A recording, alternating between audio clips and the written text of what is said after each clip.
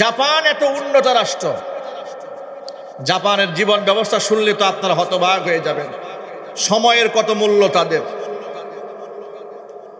Train যে সময় আসার কথা, একটা ধরেন 2টা বাজে ট্রেনটা আসবে, ঠিক 1টা বেজে 59 সেকেন্ড, এমনকি 60 সেকেন্ড, এর মানে হচ্ছে 2টা বেজে গেল, সরাসরি ট্রেন এসে প্ল্যাটফর্মে লেগে গেল। সময়ের এত মূল্য। কয়েকদিন আগে অন্য একটা দেশ থেকে জাপান একটা বিমান এসেছে, বিমান ল্যান্ড করতে 10 মিনিট লেট করেছে। সেই বিমান জাপানের রানওয়েতে তারা নামতেই দেয় নাই। বিমান কেন 10 মিনিট লেট করেছে, এই জন্য কর্তৃপক্ষ নামার পারমিশন দেয় না, বিমানকে ব্যাক করে পাঠিয়ে দিয়েছে। সময়ের কত মূল্য এই বৌদ্ধদের কাছে, নাস্তিকদের কাছে। অথচ যেই মুসলমানদের জন্য কোরআন নাজিল করে আল্লাহ সময়ের কসম করেছেন, সেই মুসলমানদের কাছে সময়ের কোনো দাম নাই। আল্লাহ তাআলা সূরা আসরের মধ্যে সময়ের কসম করেছেন, ওয়াল আসরি। আবার সূরা দাহরের মধ্যে বলেছে, হাল আতা আলাল ইনসানি হিনুম মিনাদ দাহরি। কসম করেছেন সময়ের, যে সময়টা এত মূল্যবান মানুষের জীবনের, সেই মুসলমান আজকে সময়ের কোনো দাম দেয় না। তার একটা সহজ উদাহরণ এই মাহফিলের মধ্যে দেখেন। ঠিক এই মুহূর্তে দেখবেন চায়ের দোকানে বসে বসে চা খাইতেছে আর গল্প করতেছে, কথা বলে না কেন? আল্লাহর কোরআন থেকে সবক দেওয়া হচ্ছে, জীবনের দিক নির্দেশনা দেওয়া হচ্ছে। এই মুসলমান আল্লাহর কোরআনকে অবমাননা করে চায়ের দোকানে বসে গল্প করছে। এরকম মুসলমান নাই সমাজে? আরো জোরে বলতে হবে, নাই। মেলায় মেলায় ঘুরছে, বাবা মার জন্য একটু দোয়া করার জন্য তারা আসতেছে না। মনে রেখো মুসলমান, কামা তাদিন তুদান, যেমন কর্ম তেমন ফল।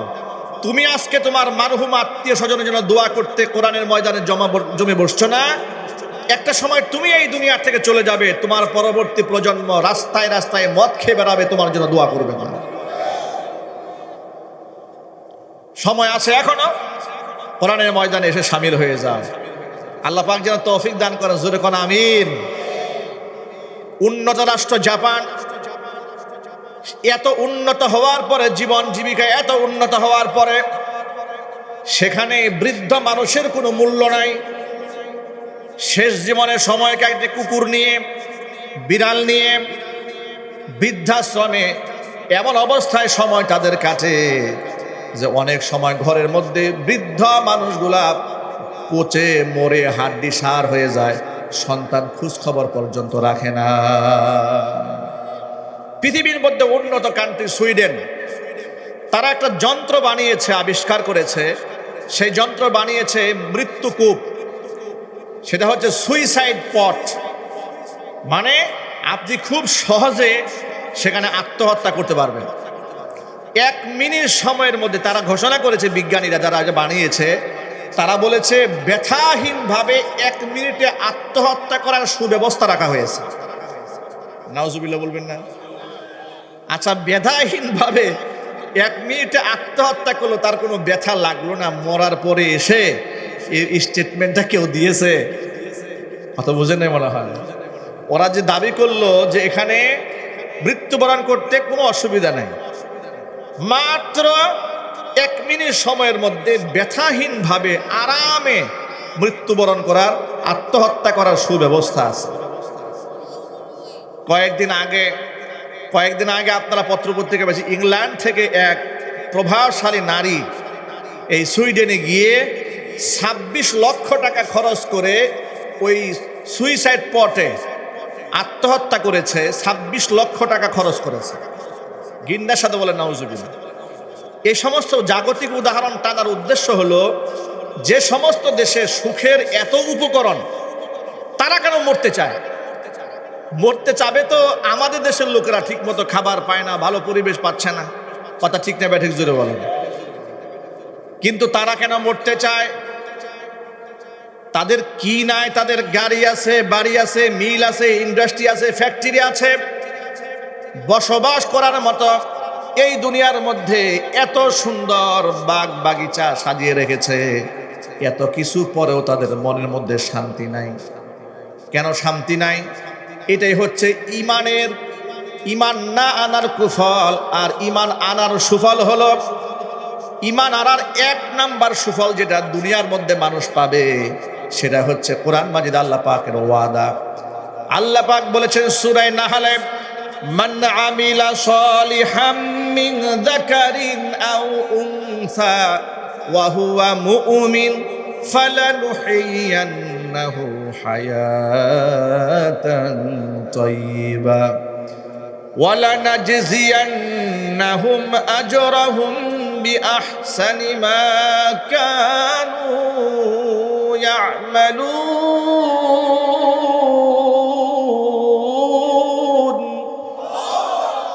আল্লাহ পাক বলেন, ঈমানের সাথে বিশ্বাসের সাথে যদি নারী কিংবা পুরুষ ভালো আমল করে, আমি আল্লাহ তাআলা তাকে দুইটা পুরস্কার দান করব। একটা পুরস্কার দেব দুনিয়াতে, আর একটা পুরস্কার দেব আখিরাতে। দুনিয়ার পুরস্কারটা কি? দুনিয়ার পুরস্কার হচ্ছে ফালানুহয়িয়ান্নাহু হায়াতান তাইয়্যিবা, এই পৃথিবীতে বান্দাকে আমি তৃপ্তির জিন্দেগি, উত্তম জিন্দেগি উপহার দেব। পেটে খাবার না থাকলেও মনের মধ্যে সুখ থাকবে এমন জীবন আল্লাহ উপহার দেবেন। আল্লাহু আকবার বলেন। পেটে খাবার নাই কিন্তু মনের মধ্যে সুখ আছে, তৃপ্তি আছে। জিজ্ঞেস যদি করেন ভাই কেমন আছেন, হাসি মুখে বলবে আলহামদুলিল্লাহ। এটা একমাত্র তার দ্বারাই সম্ভব যেই ব্যক্তি ঈমান এনেছে মহান আল্লাহ পাকের উপরে। যার ঈমান নাই তার ভিতরে কোনো শুকর নাই। দেখবেন জিজ্ঞেস করেন ভাই কেমন আছেন, মাসে 10 লাখ টাকা ইনকাম, আর বলবেন না ভাই একদম বাজে একটা অবস্থা। ঠিক কিনা বলেন? আর ইমানদার ব্যক্তির জীবনটা লক্ষ্য করেন। এই জন্য নবী করিম সাল্লাল্লাহু আলাইহি সাল্লাম বলেছেন, আজাবান লি আমরিল মুমিন, ইমানদারের বিষয়টা বড়ই আশ্চর্যজনক ব্যাপার। কারণ ইমানদারের প্রত্যেকটা জিনিস তার জন্য কল্যাণ বয়ে আনে। আশ্চর্যের ব্যাপার হচ্ছে, ইদা আসাবাতহু দাররাউ সাবারা ওয়া ইদা আসাবাতহু সাররাউ শাকারা। আল্লাহর নবী সাল্লাল্লাহু আলাইহি ওয়াসাল্লাম বলেছেন, ইমানদারের জীবনের প্রত্যেকটা মুহূর্ত কল্যাণ করা হয়ে যায়। তার জীবনে যদি কল্যাণ হাসিল হয় শুকরিয়া আদায় করে ফাকানা খায়রাল্লাহ, এটা তার জন্য কল্যাণ করা হয়ে যায়। আবার যদি জীবনে কোনো মুসিবত আসে, ব্যক্তি হতাশ হয়ে যায় না, নিরাশ হয়ে যায় না, আল্লাহ পাকের সন্তুষ্টি কল্পে ধৈর্য ধারণ করে, এটাও তার জন্য কল্যাণ হয়ে যায়। জোরে জোরে বলেন সুবহানাল্লাহ। ইমানদারদের জীবনে হেরে যাওয়ার কিছু নাই, হতাশ হওয়ার কিছু নাই। ভাইরা, আমরা ঈমান আনার পরে আমাদের এই বাংলাদেশে যে কয়েকটা দিনের অংশগুলোকে আমরা সাময়িকভাবে আমরা খুব সংক্ষিপ্ত আকারে কায়েম করতে পেরেছি। আমরা ব্যক্তি জীবনে আলহামদুলিল্লাহ অনেকে আমরা নামাজ পড়ি, ব্যক্তি জীবনে আমরা রোজাও রাখি, ব্যক্তি জীবনে আমরা হজ করি, অনেকে ব্যক্তিগতভাবে যাকাত দেয়, অনেকেই দেয় না। কিন্তু আমভাবে সমাজের মধ্যে নামাজ কায়েম নাই, সমাজের মধ্যে যাকাত কায়েম নাই। কথা ঠিক না ব্যাঠিক জোরে বলেন?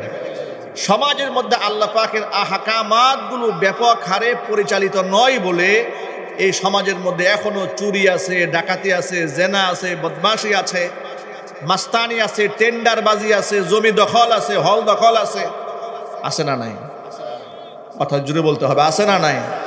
আচ্ছা, এগুলা থেকে আমরা একটু মুক্তি পেতে চাই। আমরা আল্লাহ পাকের আহকামগুলো, কোরআনে কারিমের যত বিধিবিধান আছে সবগুলাকে সামাজিকভাবে আমরা বাস্তবায়ন করতে চাই। বলেন না ইনশাল্লাহ? আমি যদি আপনাদেরকে ছোট্ট করে একটা প্রশ্ন করে আপনারা জবাব দেবেন, এই কোরআনে আল্লাহ পাক কি কোনো বেইনসাফ কোনো কথা বলেছেন? মানুষের জন্য জুলুম হয় এমন কোনো আইন কি বান্দাদেরকে আল্লাহ দিয়েছেন? কোরআনের আইন যদি সমাজে বাস্তবায়ন হয় তাহলে সেই ক্ষেত্রে অমুসলিমরা কষ্ট পাবে, দুঃখ পাবে, ব্যথা পাবে এমন কোনো বিধান কি কোরআনে আছে? তাহলে সেই কোরআন অনেক মুসলমান আছে ব্যক্তি জীবনে মানতে চায়, ব্যক্তি জীবনে কোরআন মানতে চায়, সামাজিকভাবে কিছুটা মানতে চায়, কিন্তু গোটা দেশের মধ্যে আল্লাহ পাকের কোরআনে কারীম বিধান চালু হয়ে যাক, এটা অনেক মুসলমানই দিল থেকে মানতে চায় না। আমি ওই সমস্ত ভাইদেরকে ছোট্ট করে একটা সবক শোনাই। দেখুন, আল্লাহর নবী সাল্লাল্লাহু আলাইহি ওয়াসাল্লামে রেখে যাওয়া প্রতিটা সুন্নাহ সমাজে বাস্তবায়ন করতে হবে। যেভাবে সাহাবায়ে কেরাম বাস্তবায়ন করেছেন, কারণ সাহাবায়ে কেরাম হচ্ছেন আমাদের ঈমানের নমুনা। ঠিক না ঠিক বলেন? সাহাবায়ে কেরাম আমাদের ঈমানের মডেল, ঈমানের নমুনা। সূরা বাকারায় সাহাবায়ে কেরামের ঈমান সম্পর্কে আল্লাহ পাক বলেছেন, وَإِذَا قِيلَ لَهُمْ آمِنُوا كَمَا آمَنَ النَّاسُ قَالُوا أَنُؤْمِنُ كَمَا آمَنَ السُّفَهَاءُ أَلَا إِنَّهُمْ هُمُ السُّفَهَاءُ وَلَكِنْ لَا يَعْلَمُونَ। যখন মদিনার ইহুদিদেরকে অথবা মুনাফিকদেরকে যখন বলা হয় আমিনু কামা আমানান নাস, ঈমান আনো তোমরা সেইভাবে যেভাবে সাহাবায়ে কেরাম ঈমান এনেছে, ক্বালু তখন তারা বলে আনুমিনু কামা আমানাস সুফাহা, এই বুকারা যেভাবে মুহাম্মদ সাল্লাল্লাহু আলাইহি ওয়াসাল্লামের উপর ঈমান এনেছে, আল্লাহকে না দেখে বিশ্বাস করেছে, পরকালের আযাব না দেখে বিশ্বাস করেছে, জান্নাত জাহান্নাম না দেখেই যেমন বিশ্বাস করেছে, আমরা কি ওদের মতো বোকা নাকি? আনুমিনু কামা আমানাস সুফাহা।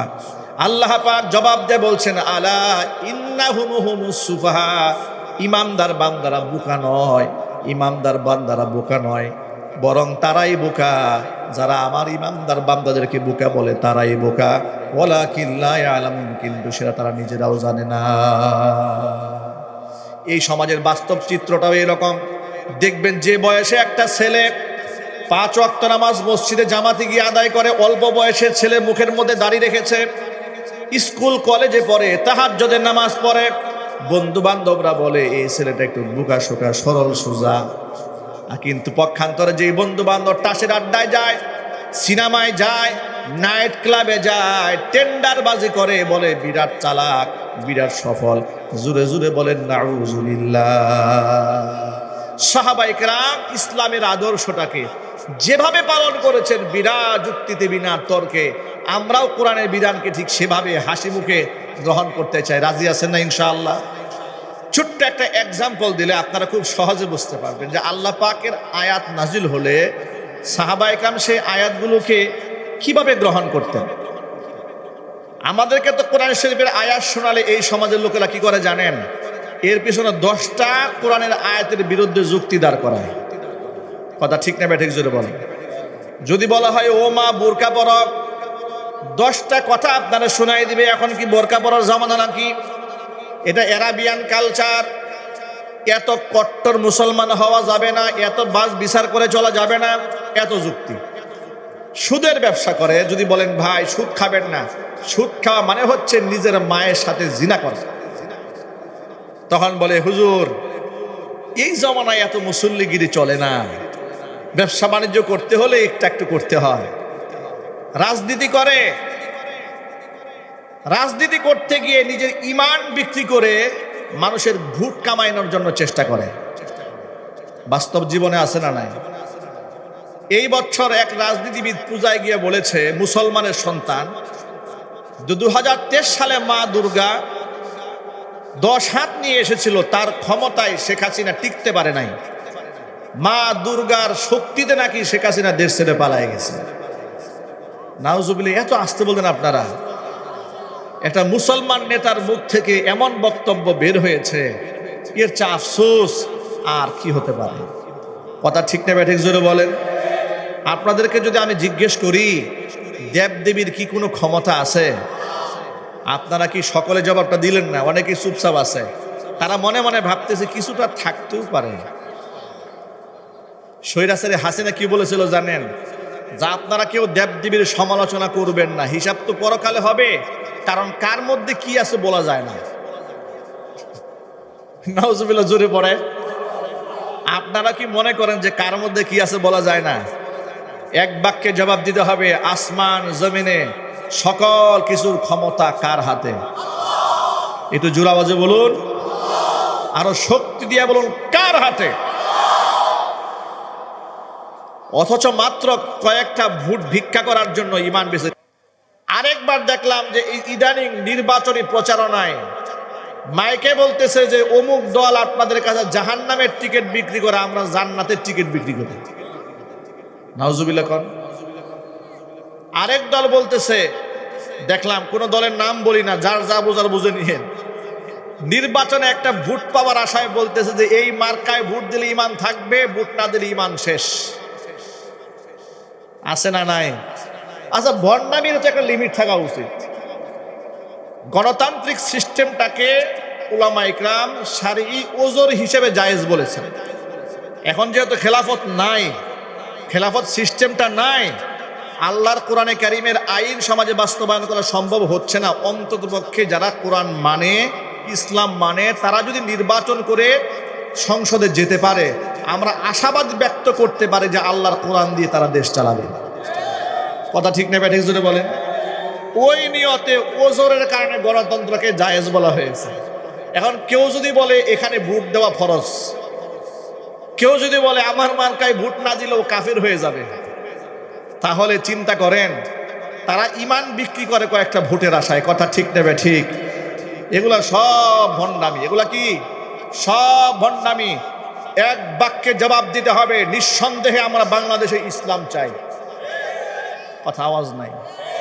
আমরা কোরআনের শাসন দেখতে চাই। এখানে কোনো প্রশ্ন নাই। এক কথায়, যে পথে গেলে, যে আদর্শ মানলে আল্লাহর কোরআনের রাজ কায়েম করা যাবে, সেদিকে আমাকে যেতেই হবে। কথা বলতে হবে, ঠিক কিনা?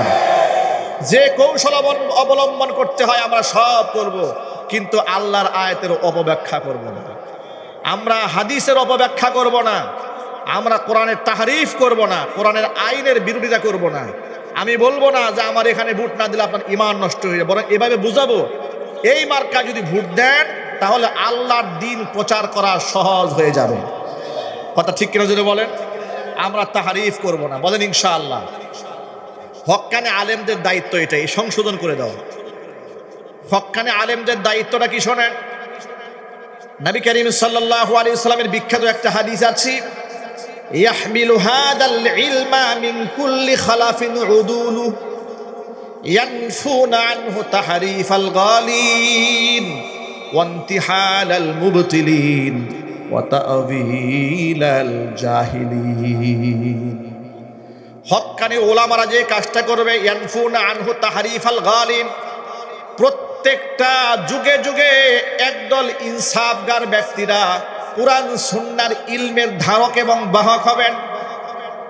ইয়ানফুনা আনহু তাহরিফাল গালিন, সীমালঙ্ঘনকারীদের সীমালঙ্ঘন থেকে তারা এই ইলমকে রক্ষা করবেন। ওয়ান্তিহালাল মুবতিলিন, বাতিলপন্থী মিথ্যাবাদীদের সংযোজন থেকে তারা কোরআন সুন্নাহর জ্ঞানকে রক্ষা করবেন। ওয়া তা'ওয়িলাল জাহিলিন, মূর্খ মানুষের অপব্যাখ্যার কবল থেকে কোরআন এবং সুন্নাহকে রক্ষা করবেন। এটা হক্কানে আলেম ওলামাদের দায়িত্ব। এখানে আরেকটা মূলনীতি আপনাদেরকে বলে দেই, কোন আলেম যদি কোরআনের তাফসিরের মধ্যে অপব্যাখ্যা করেন, মিস্টেক করেন, ভুল করেন, ব্যক্তিগতভাবে তাকে গোপনে সংশোধন করার চেষ্টা করার পরে সে যদি সংশোধিত না হয়, তখন মাইকেই তার ব্যাপারে কথা বলে মানুষকে সতর্ক করা আলেমের উপর ওয়াজিব। কথা বুঝেন না মনে হয়? কোন পীরের ব্যাপারে আপনি মানুষকে সতর্ক করলেন, ব্যক্তিগত পীরকে বুঝালেন, পীর বুঝে না, পীর মানুষকে শিরিকের দিকে ডাকে, বেদাতের দিকে ডাকে, কুফুরের দিকে ডাকে, তখন ওই পীরের বিরুদ্ধে আমি বলি, পীরের মুরিদরা বলে হুজুর ওয়াজে বসে গীবত করে। কথা বলে না? বাস্তবতা আছে না নাই? কোন রাজনীতিবিদ ইসলাম বিরোধী কাজ করে, তার ব্যাপারে আমার মানুষকে সতর্ক করার দরকার আছে না নাই? আমি সতর্ক করতে গেলাম, তার পক্ষের রাজনীতির দলের লোকেরা বলা শুরু করলো হুজুর ওয়াজের মঞ্চে বসে গীবত করা শুরু করেছে। এগুলা কি গীবত বলে না? প্রিয় ভাই, আপনাদের খুব সহজ ভাষায় একটু বোঝাবার চেষ্টা করেন।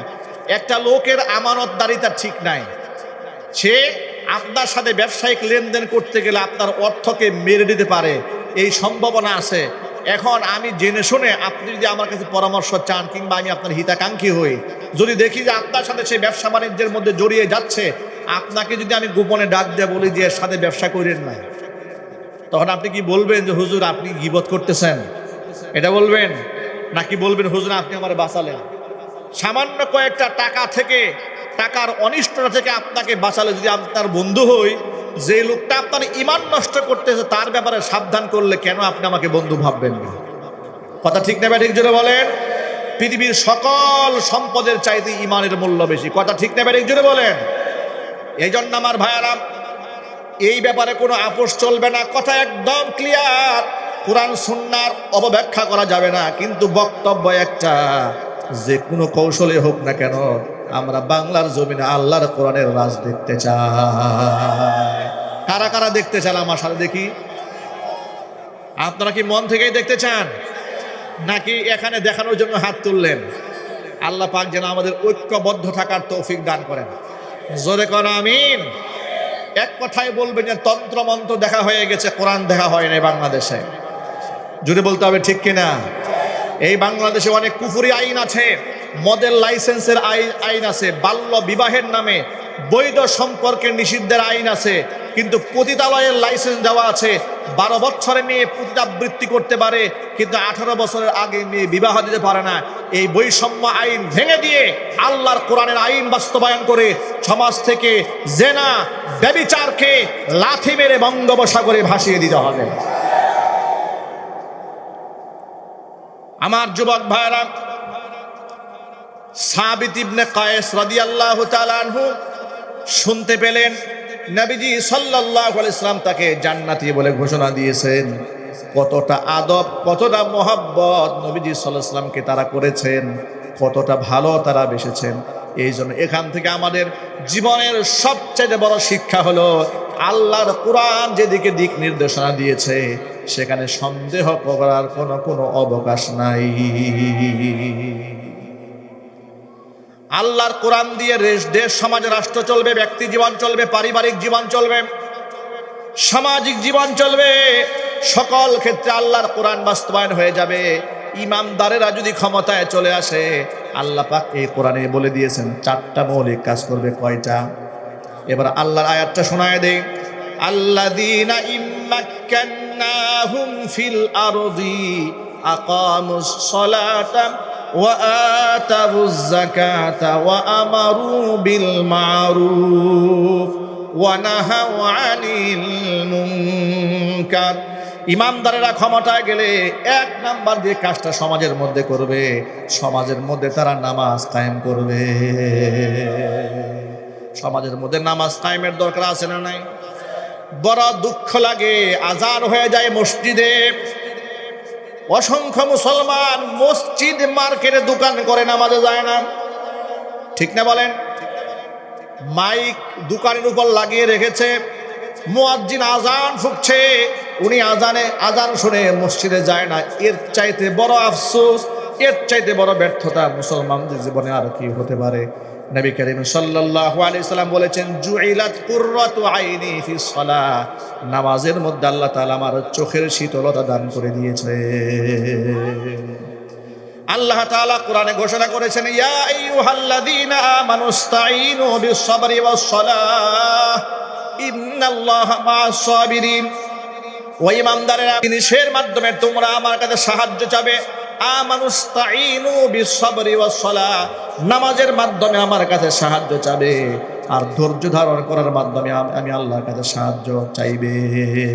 আমি আল্লাহ ধৈর্যশীলদের সাথে আছি। জোরে জোরে বলেন সুবহানাল্লাহ। আজকের পর থেকে আমরা 1 ওয়াক্ত নামাজও কাজা করব না। তার কারণটা শোনেন। বুনিয়াল ইসলাম আলা 50, নবী করিম সাল্লাল্লাহু আলাইহি সাল্লাম বলেছেন, ইসলামটা টিকে আছে 5টা খুঁটির উপরে। 1 নাম্বার খুঁটি হচ্ছে এই বিশ্বাসের উপরে টিকে আছে, এই সাক্ষীর উপরে টিকে আছে। কালিমাতি এই শাহাদাত, আশহাদু ইলাহা ইল্লাল্লাহ ওয়া আন্না মুহাম্মাদার রাসূলুল্লাহ, এই কথাটা সাক্ষ্য দেওয়া আল্লাহ ছাড়া কোনো মাবুদ নাই, মুহাম্মদ সাল্লাল্লাহু আলাইহি ওয়াসাল্লাম আল্লাহ পাকের রাসূল। এই বিশ্বাস আমাদের সকলের দিলে আছে, আলহামদুলিল্লাহ। এটা আলহামদুলিল্লাহ জোরে বলেন। আমার বিশ্বাস এটা আমাদের সবার দিলে আছে, আলহামদুলিল্লাহ। আল্লাহ ছাড়া কোনো মাবুদ আছে? একটা কমন প্রশ্ন, আল্লাহ ছাড়া মাবুদ আছে? মুহাম্মদ সাল্লাল্লাহু আলাইহি ওয়াসাল্লাম আল্লাহ পাকের রাসূল, এই ব্যাপারে আমাদের সন্দেহ আছে। এটা হয়ে এই পর্ব শেষ, কিন্তু ওয়া ইকামিস সালাহ, নামাজ পর্ব বাকি আছে। নামাজের ওয়াক্ত হয়ে গেছে, সামনে অনেক কাজ, ব্যবসা বাণিজ্য সামনে চলে আসছে। নামাজকে বলো না কাজ আছে,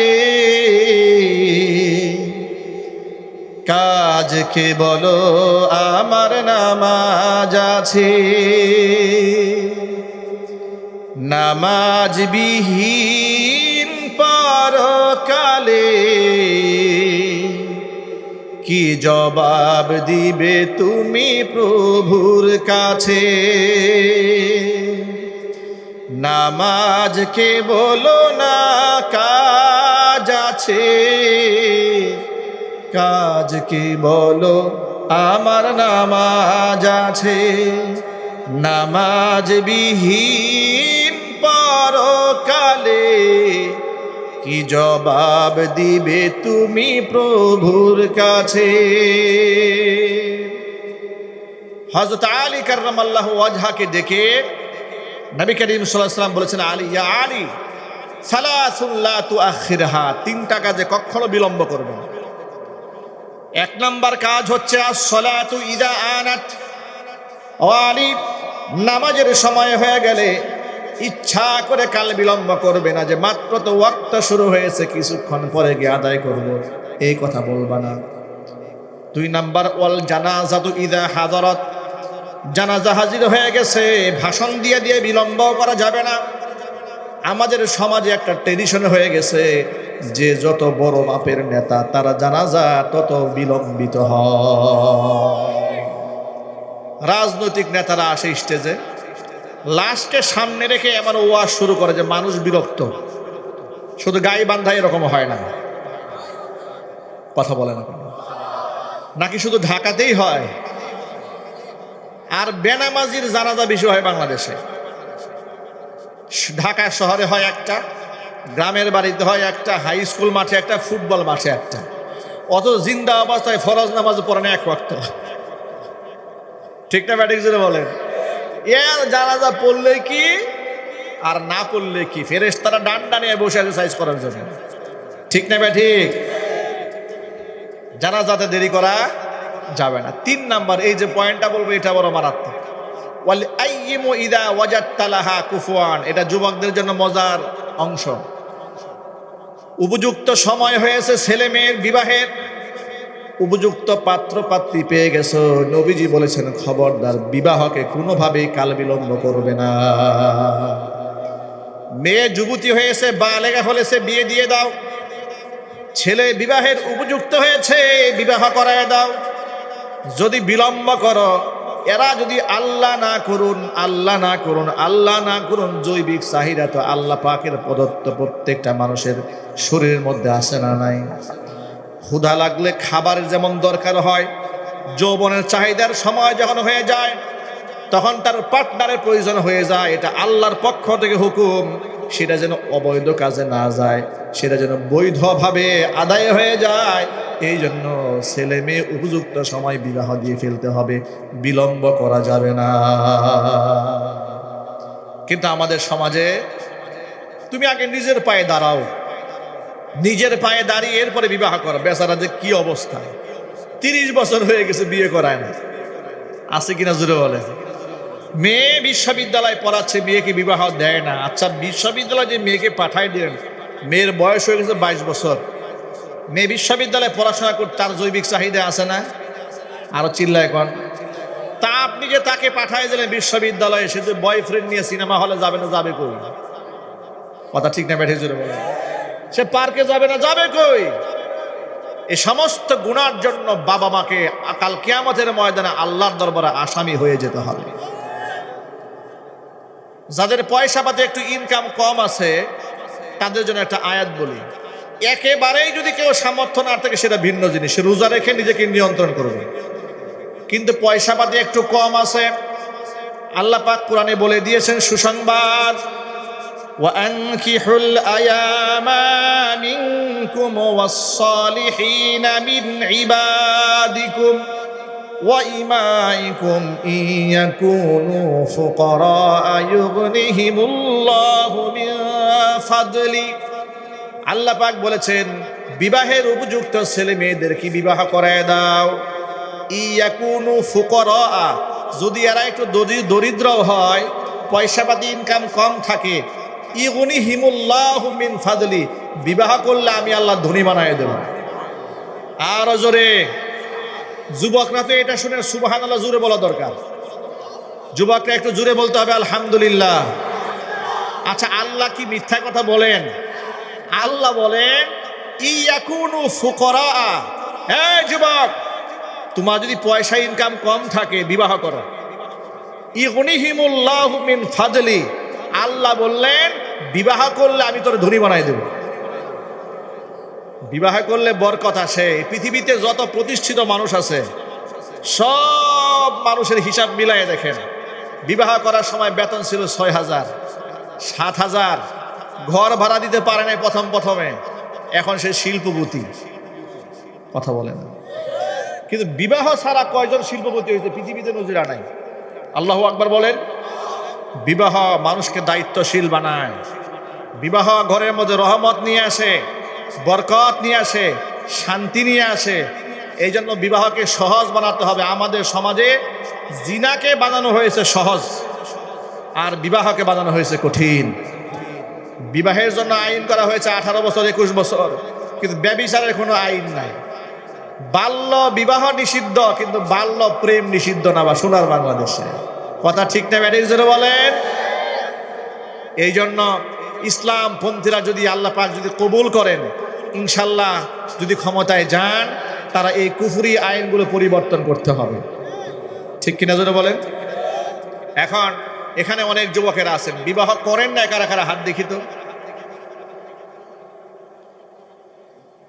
কি শরম, সুবহানাল্লাহ। কিন্তু এখান থেকে গিয়ে কিন্তু বলবে হ্যালো। ঠিক না ঠিক না? আমি সবার কথা বলি না। বিবাহ করেন না কারা কারা হাত দেখে একটু দোয়া হয়ে যাবে। এখন স্পেশাল দোয়া হবে এখানে ইনশাআল্লাহ। দেখি ভালো করে তোলেন।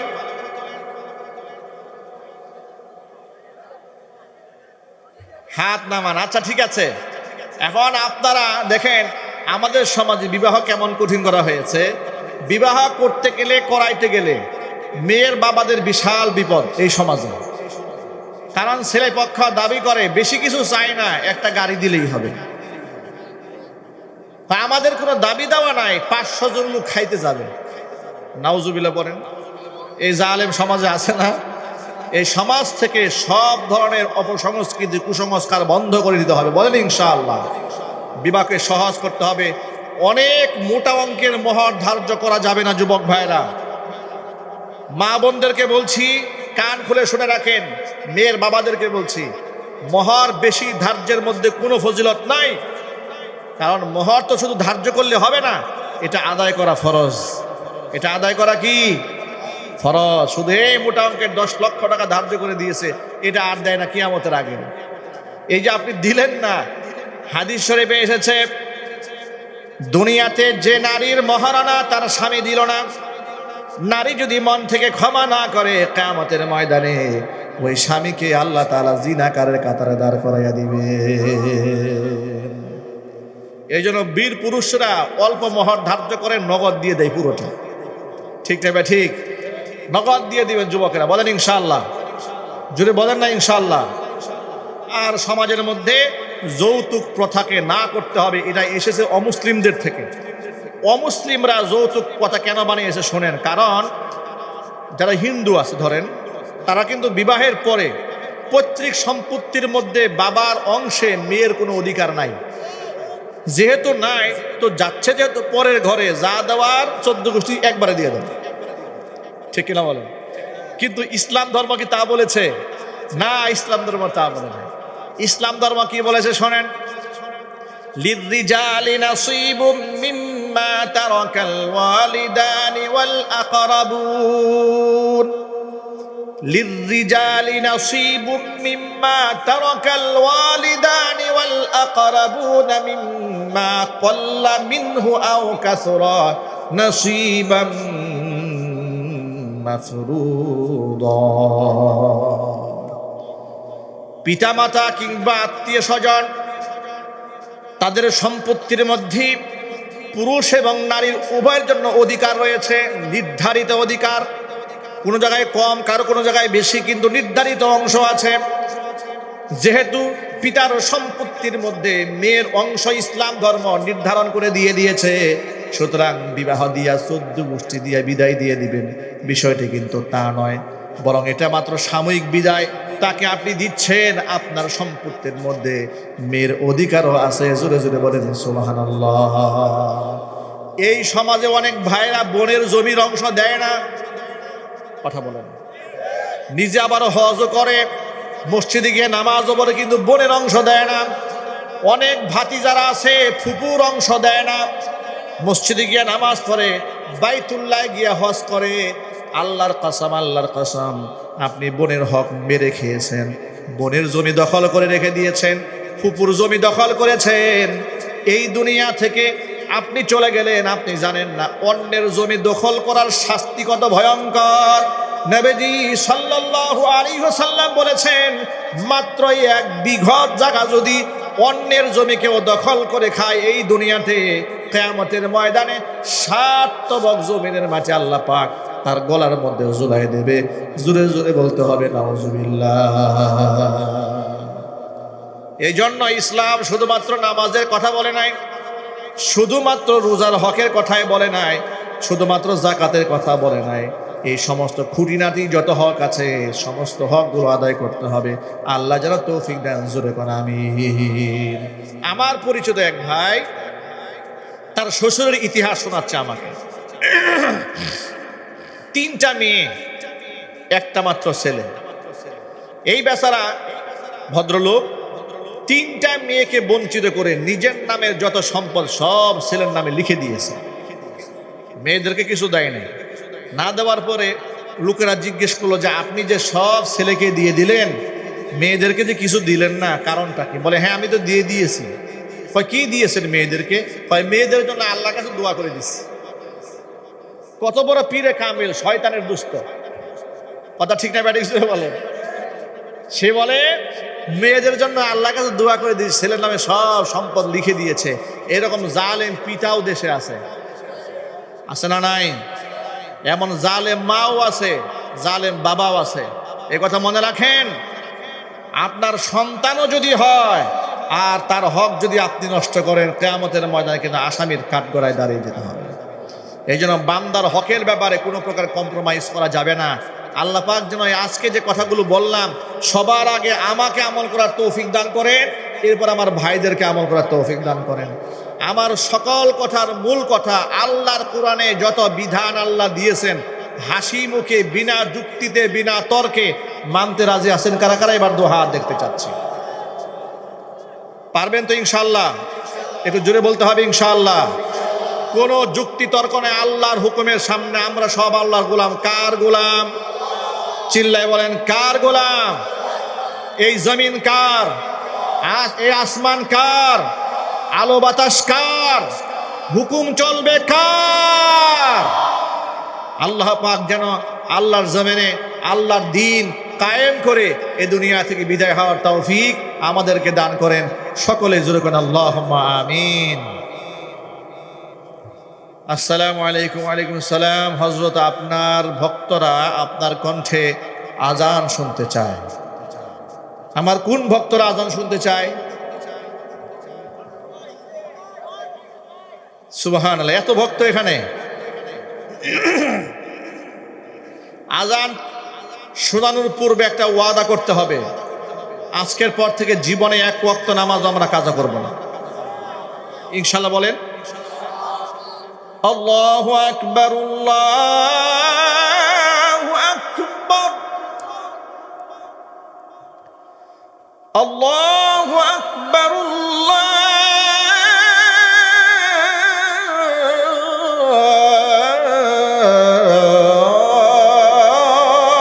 আল্লাহু আকবার। আশহাদু আল্লা ইলাহা ইল্লাল্লাহ,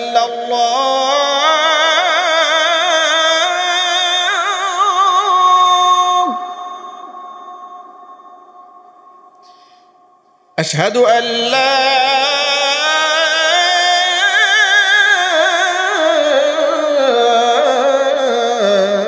ইলাহা ইল্লাল্লাহ,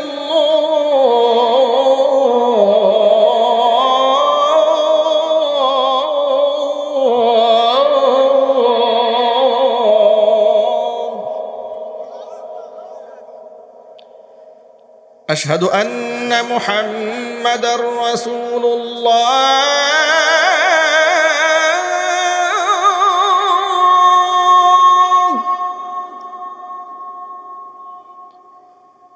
আশহাদু আন্না মুহাম্মাদার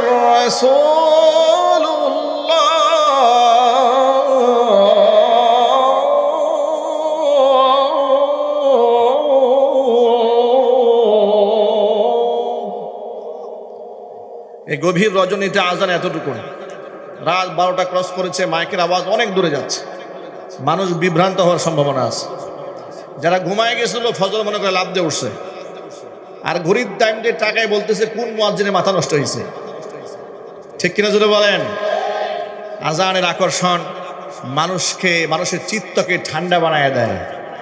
আজানের যে মহাব্বত আল্লাহ দিয়েছেন, নামাজের প্রতি মহাব্বত আল্লাহ পাক আরো বাড়ায় দেন। জোরে কোন আমিন। আল্লাহুম্মা সাল্লি আলা মুহাম্মাদ ওয়া আলা আলি মুহাম্মাদ। মাদ্রাসার মাহফিল দুইটা প্রতিষ্ঠানের প্রোগ্রাম, এই প্রতিষ্ঠানগুলো কিয়ামত পর্যন্ত চালু থাকুক আপনারা চান? জোরে বলুক চান? মেহেরবানি ভাই উঠবেন না, এই যে ভাই এত লম্বা